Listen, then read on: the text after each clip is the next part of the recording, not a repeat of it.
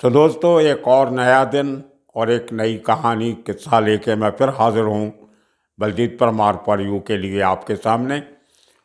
आज मैं आपसे बात करूँगा बंटी पांडे के उस अपहरण कांड की जिसके बारे में आपने सुना तो होगा, लेकिन जिस चालाकी से और जिस तरीके से उसकी तैयारी की गई वो अपने आप में बहुत अहम है।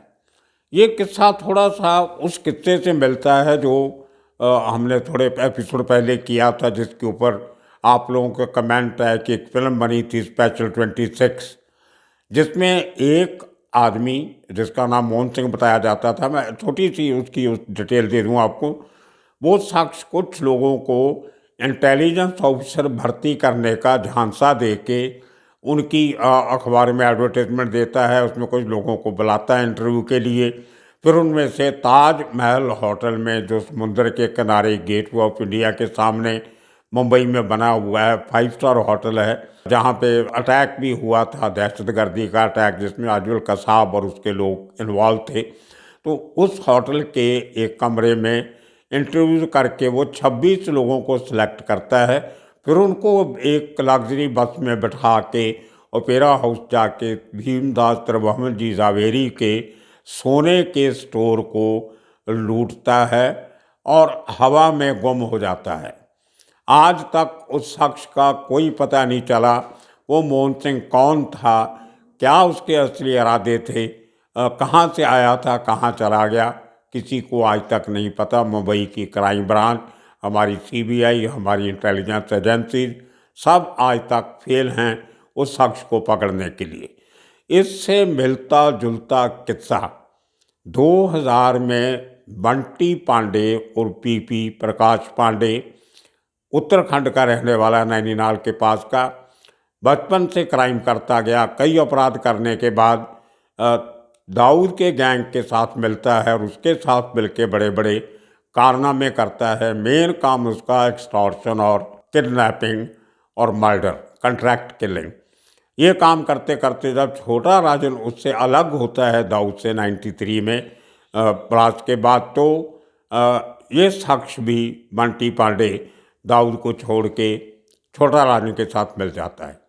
उसके साथ मिलके दाऊद के लोगों से, दाऊद के दोस्तों से बदला लेने के लिए बड़े बड़े लोगों को छोटा राजन के कहने पे उसने मारा। लेकिन 2000 तक ये छोटा राजन के साथ रहा और छोटा राजन के ऊपर अटैक होने के बाद थोड़ी देर उसके साथ रहा, फिर इसने अपना और गैग बना लिया। वो बाद की कहानी है।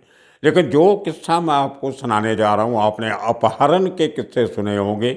एक बड़े बिजनेसमैन को अपहरण किया, जैसे उससे करोड़ों रुपये ले लिए। जैसे बबलू श्रीवास्तव गैंग ने, इरफान गोगा ने गौतम अडानी को अपहरण किया, करोड़ों रुपये ले लिए। कलकत्ता के किसी बड़े बिजनेसमैन को अपहरण किया, उससे करोड़ों ऐंठ लिए। लेकिन इस आदमी का दिमाग देखिए, बंटी पांडे का। इसने वो पुराना किस्सा मोहन सिंह वाला इसके कहीं दिमाग में बैठा होगा। इसने बड़े लेवल पे अपहरण करने की स्कीम बनाई। एक दो से उसका शायद पेट नहीं भरता था, तो उसने टोटल 22 लोगों का एक ही समय पे अपहरण किया, किडनैपिंग किया, 22 लोगों का। और वो कहानी मैं आपको सुनाता हूँ कैसे हुई और कैसे वो लोगों को बचाया गया। ये किसी हिंदी फिल्म की कहानी से कम नहीं है। 2000 में बंटी पांडे और इसके जो साथी थे, उनको कुछ पैसे की कमी आ रही थी, क्योंकि छोटा राजन के ऊपर काफ़ी प्रेशर था दाऊद गैंग का। उसको ढूंढ रहे थे, वो इधर से उधर अपने अड्डे बदल रहा था, जगह बदल रहा था, और फाइनली बैंकॉक में उसके ऊपर अटैक भी होता है। लेकिन ये बात उसके पहले है, जब कहीं शायद छोटा राजन गैंग के पास कुछ पैसों की कमी होगी या किसी और कारण से, जब अपने गैंग का नाम और बढ़ाने के लिए पैसों की ज़रूरत थी। तो उसी किस्म की बात बंटी पांडे और उसके साथी करते हैं। मुंबई के 3 अखबारों में एक ऐड दी जाती है, एडवर्टाइजमेंट दी जाती है, प्लेस की जाती है कि हमें हैंडसम, गुड लुकिंग और अच्छी फैमिलीज़ के, जिनको ड्राइविंग आती हो, पढ़े लिखे हों, अंग्रेज़ी बोलनी आती हो, हिंदी आती हो, तो इस किस्म की शर्तें रखी जिनसे ये पता चल सके कि वो लोग अमीर ख़ानदान से हैं या गरीब ख़ानदान से हैं या मिडिल क्लास से हैं। तो वो इस किस्म की शर्तें रख के एडवर्टाइजमेंट दी गई कि हमें इन नौजवानों की ज़रूरत एक फ़िल्म की में कलाकारों की भर्ती के लिए चाहिए। इनमें से कुछ लोगों को हीरो बनाएंगे, किसी को विलन बनाएंगे, कोई कैरेक्टर आर्टिस्ट का रोल करेगा। इस किस्म से इन नौजवानों में से हम उन लोगों को चुनेंगे जो अल्टीमेटली उस बन रही फिल्म का हिस्सा बनेंगे और अपने आप को सिल्वर स्क्रीन पे देख पाएंगे। तो वो एडवर्टाइजमेंट पढ़ के कोई 100 के करीब लोगों ने अप्लाई कर दिया। उन दिनों में एक पोस्ट बॉक्स नंबर हुआ करता था। नॉर्मली एडवर्टाइजमेंट में आपको अपना एड्रेस देना पड़ता है, कंपनी का या घर का या दुकान का या ऑफिस का, जहाँ से आप वो एड रिलीज़ कर रहे हो। लेकिन तब तक एक पोस्ट बॉक्स का सिस्टम में आप अपने किसी भी लोकल पोस्ट ऑफिस में अपने कुछ डॉक्यूमेंट दिखा के, तो एक आप पोस्ट ऑफिस के अंदर एक बॉक्स उनके बने होते हैं, जैसे बैंकों में लॉकर होते हैं, इस किस्म के। या कई बार जो छोटा पोस्ट ऑफिस हो तो डाक जो मेन पोस्ट ऑफिस ऑफिसर होता है, मेन हेड पोस्टमैन, उसके पास छोटे छोटे खाने पड़े होते हैं लकड़ी के, उनके पास उस पोस्ट बॉक्स के एड्रेस पे आए हुए सब खत जो है वो संभाल के रख के जाते हैं। तो आपको वहाँ पे जाके कलेक्ट करने पड़ते हैं। पोस्टमैन आपके घर पे देने नहीं आता। आपको अपना वो पोस्ट बॉक्स जो आपने लिया होता है उसका पेपर दिखा के, उस पर ताला आपका लगा होता है, आप उसको खोल के उसमें से वो लेटर निकाल के ले आ सकते हो। उसमें सीक्रेसी भी रहती है और सेफ्टी भी रहती है, और सरकारी ऑफिस होने की वजह से वहाँ से चोरी चकारी का डर भी नहीं रहता है।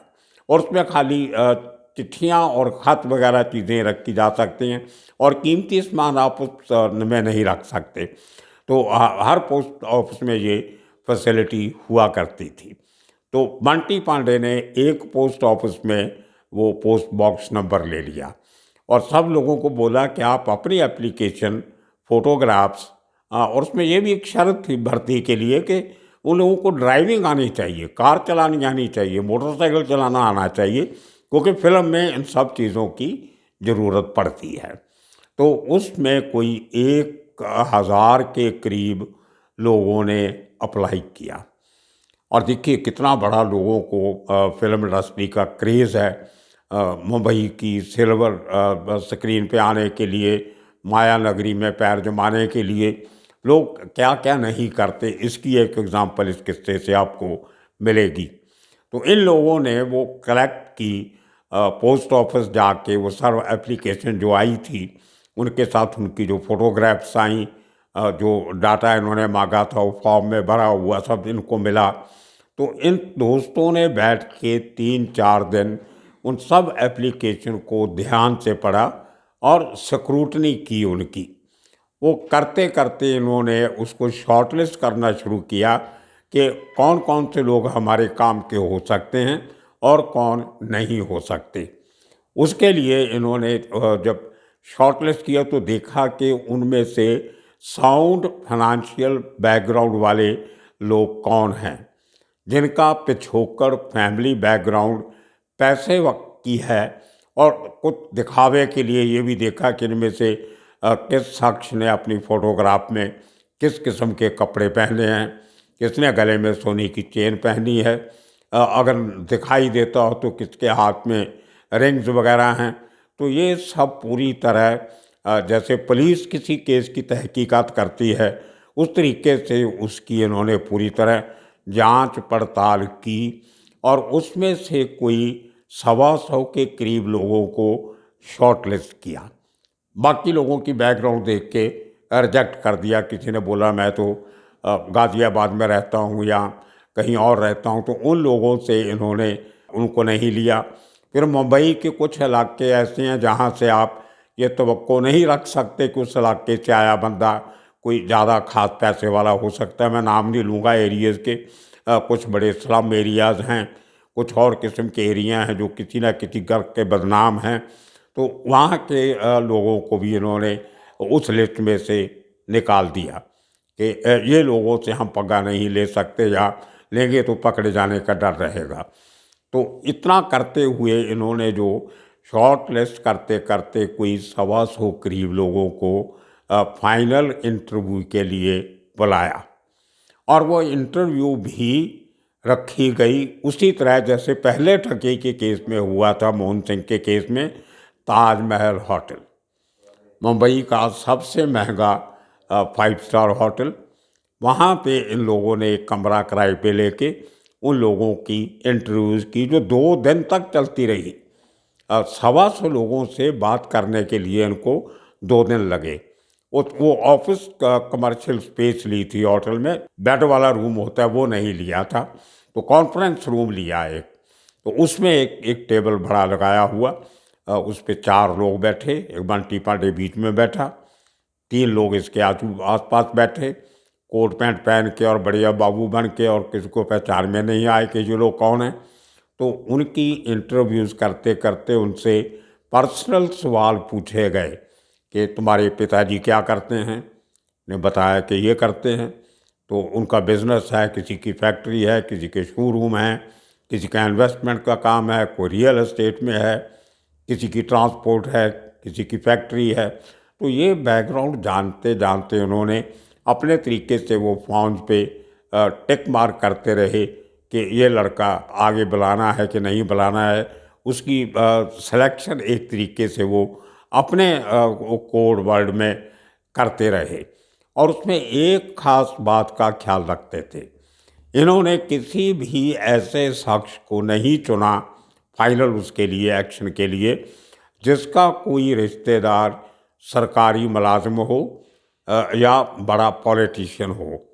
किसी एमएलए, एमपी, सरपंच, किसी बत्ती वाली गाड़ी वाले के बच्चों को नहीं चुना गया। किसी सरकारी मुलाजिम, आईएएस, आईपीएस, आईआरएस, इन ऐसे लोगों के बच्चों को नहीं चुना गया, फैमिली के लोगों को। किसी डिफेंस फोर्सेस के जो किसी ने बोला कि मेरे जो पिताजी हैं वो आर्मी में कैप्टन हैं या मेजर हैं, ऐसे लोगों को नहीं चुना गया। उनके वो मार्किंग करके रख ली कि आपको बाद में बताएंगे। तो इस तरीके से पहले से इतनी इन्होंने प्रिकॉशंस लिए कि कोई ऐसा बच्चा हमारे टच में नहीं रहना चाहिए जिसकी वजह से हमें कोई तकलीफ़, कोई दिक्कत बाद में आ सके। तो उनमें से उन्होंने सबको बोला कि हम आपको इन्फॉर्म करेंगे, जिन लोगों को हम सेलेक्ट करेंगे उनको इंटीमेशन दिया जाएगा। सबके फ़ोन नंबर ले लिए गए। उस समय ज़माने में तो मोबाइल फ़ोन भी आ गए थे काफ़ी लोगों के पास, तो वो लिए गए, लैंडलाइन नंबर लिए गए। उसके बाद उनको कहा गया कि हम हमारे मैसेज का इंतज़ार कीजिए। तो वो ये जो 125 लोगों की इंटरव्यू की गई, उनमें से इन्होंने उनको समय लेके उनको बोल दिया कि हम आपको बताएंगे। उसके बाद ये चारों की टीम बैठती है उनकी और तहकीकात करने के लिए। उनमें से कई लोगों के घरों में फ़ोन करके थोड़ा आइडिया लिया जाता है कि आपके बच्चे ने एक्टर बनने के लिए हमारे पास अप्लाई किया, आपको कोई इतराज़ तो नहीं है। तो उसमें से इनको फीडबैक मिलना शुरू हुआ। जहाँ जहाँ इनको कुछ शक था वहाँ वहाँ इन्होंने क्रॉस चेकिंग शुरू की। उसके बाद कुछ घरों के और ऑफिस के एड्रेस भी वेरीफाई किए जो उन बच्चों ने अपने फॉर्म में लिखे थे। वो घर पे जाके देखा कि हाँ इस घर में यही आदमी रहता है। देख लिया कि बिल्डिंग बहुत पॉश है, जो इसका शोरूम है बहुत बड़ा है, इसका ऑफिस जो है काफ़ी बड़ा लगता है, स्टाफ अच्छा है। किसी ने फैक्ट्री का एड्रेस दिया था तो फैक्ट्री जाके भी चेक किया, फैक्ट्री भी है। तो वो करते करते इन्होंने 4 दिनों में वो 125 लोगों में से फर्दर शॉर्ट लिस्ट करके 22 बंदों को एक फाइनल लिस्ट बना ली। अब उन 22 लोगों को इन्फॉर्म किया गया कि आपको सेलेक्ट कर लिया गया है, और अभी एक स्क्रीन टेस्ट के लिए आपको हम एक एक्चुअल लोकेशन में लेके जाएंगे, एक स्टूडियो में। वहाँ पे जाके आपका स्क्रीन टेस्ट लिया जाएगा। उनमें से जो लोग स्क्रीन टेस्ट में से पास हो जाएंगे उनको आगे फिल्म के लिए चुना जाएगा। तो देखिए कितनी मेहनत, कितनी तैयारी की इन लोगों ने ताकि किसी के चुंगल में फंस नहीं सके और किसी को शक नहीं हो। और उसके बाद उनको जो 22 लोग थे उनकी इन्होंने पूरी कंफर्मेशन कर लिया था कि ये हमारे पोटेंशियल टारगेट हो सकते हैं। इनके घर वाले इनके लिए अच्छा खासा पैसा देने के लिए तैयार हो जाएंगे, जल्दी से तैयार हो जाएंगे। तो एक दिन उनको वही उसी होटल में बुलाया गया, 22 लोगों को। बड़े लोग बड़े खुश, वो अपना सूट बूट पहन के अपने बैग वैग लेके फर्स्ट क्लास उनके माँ बाप बड़ी बड़ी गाड़ियों में छोड़ने आ रहे हैं ताजमहल पे कि हमारा बच्चा स्क्रीन टेस्ट के लिए जा रहा है। और उनको बोला गया कि इनको हम यहाँ से दूर एक स्टूडियो में जा रहे हैं, कुछ आउटडोर शूटिंग भी करनी है, कुछ स्टूडियो के अंदर करेंगे, तो कल आपके बच्चों को इसी जगह पे हम इतने बजे लेके आएंगे, तो आप लोग आ जाना और अपने बच्चों को ले जाना। कुछ इस किस्म की बात भी कही। उसके बाद उस लग्जरी बस में बैठा के उन 22 लोगों को मुंबई से बाहर ले जाया जा रहा है। और बस में बैठे बच्चे अपने माँ बाप को खिड़कियों में से बाय बाय कर रहे हैं, टाटा कर रहे हैं, गुड विशेस दे रहे हैं कि आप जाओ और सेलेक्ट हो जाओ। तो उनको बस में बैठा के किसी ऐसी जगह पे ले जाया गया जिसका सफ़र जो था वो तकरीबन 6 घंटे का था। और वो 6 घंटे का सफ़र, उसमें इनके अपने भी कुछ लोग उन 22 बच्चों के साथ बैठे। उनको लेके वो बस चलती है एक अज्ञात जगह पे, एक बहुत बड़ा बंगला, एक बहुत बड़ी प्रॉपर्टी किसी की थी, फार्म हाउस किस्म की एक प्रॉपर्टी, उसमें इन सब को लेके जाके ठहराया गया। उसमें काफ़ी कमरे थे, एक के कमरे में 4-4, 5-5 लड़कों को भेज दिया गया कि आप फ्रेश हो जाइए। खाने पीने का बंदोबस्त वहाँ पे किया गया था, कुक मंगा के रखा गया था, केटरिंग का इंतज़ाम पूरा किया हुआ। और बस को वहाँ से वापस भेज दिया गया, बस वहाँ नहीं रखी गई।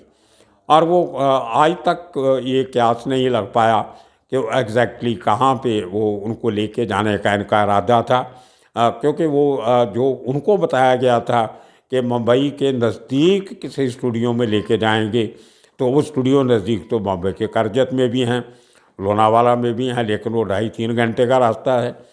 6 घंटे का रास्ता है तो आगे शोलापुर कोल्हापुर भी हो सकता है। लेकिन वो बच्चों को कोई समझ नहीं आई, वो तो इस शौक़ में थे, इसलिए खुश थे कि हम एक बहुत बड़ा फिल्म इंडस्ट्री में कैरियर शुरू करने जा रहे हैं। खैर, जहाँ भी उनको लेके गए वहाँ पे उनको जाके रखा गया। और उसके बाद उनमें से एक एक करके सबके घर वालों को फ़ोन किए गए थोड़ा दूर जाके किसी इलाके से, ताकि कोई अगर लोकेशन ढूंढने की कोशिश हो तो वो कामयाब ना हो। तो एक गाड़ी में, मोटरसाइकिल में कहीं बाहर जाते थे लोग, और वहाँ से 22 के 22 लोगों के माँ बाप को या उनके घर में फ़ोन किए गए कि आपका बच्चा हमारे कब्ज़े में है, आप इतना पैसा फलां जगह पहुँचा दीजिए, ट्रांसफ़र करवा दीजिए, नहीं तो आपके बच्चे को मार दिया जाएगा। को 12 घंटे का टाइम दिया, पता नहीं 24 घंटे का किसी को। तो उस चक्कर में काफ़ी लोगों ने इनके कहने पे जो पैसा बोला गया था वो नेगोशिएशन करके, माँ बाप बेचारे घबराए हुए इनके हाथ टेलीफोन पे हाथ जोड़ रहे हैं कि हमारे बच्चे की कोई नुकसान नहीं होना चाहिए, पैसा और चाहिए तो और भी देते हैं।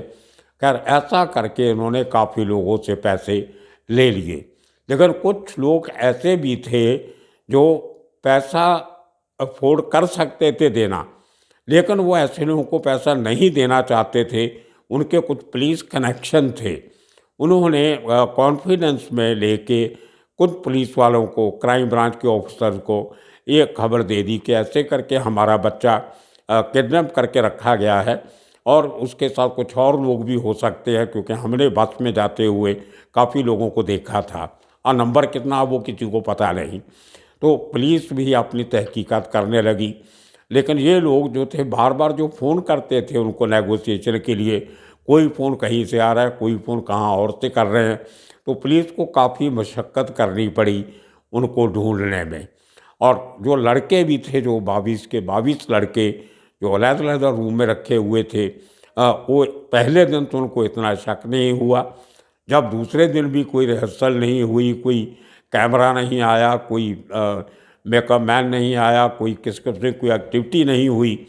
और जो लोग 3-4 उनके साथ घूम रहे थे, उनके पास हथियार भी लगे हुए थे।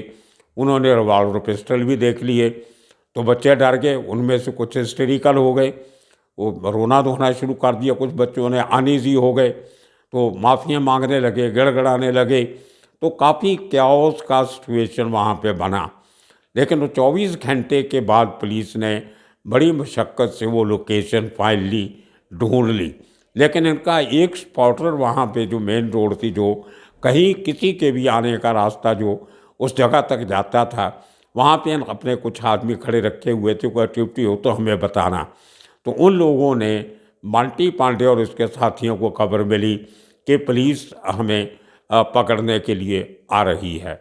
लेकिन तब तक वो 22 में से 8 लोगों की लंबी चौड़ी फिरौती करोड़ों की जो थी इनको मिल चुकी थी, और बाकी लोगों का आध पचद्दा पैसा इनको रोकने के लिए कि इतना पैसा हमारे पास है, हम आपको भेज रहे हैं, बाकी पैसा हम जल्दी अरेंज करके भेजेंगे, लेकिन हमारे बच्चे को, बेटे को या भाई को भी नुकसान नहीं होना चाहिए।